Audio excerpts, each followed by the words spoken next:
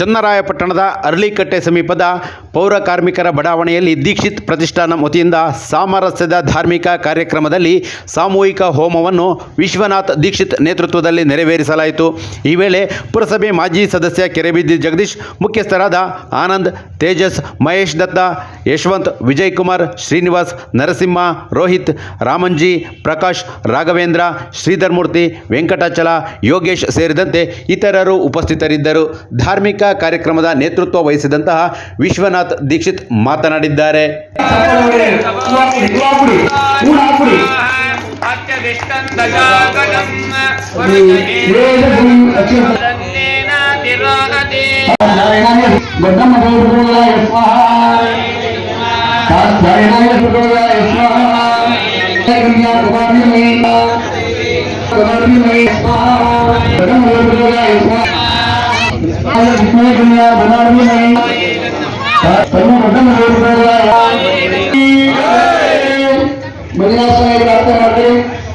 ರುಚಿಯನ್ನು ಕೊಟ್ಬಿಟ್ಟಿದ್ದಾನೆ.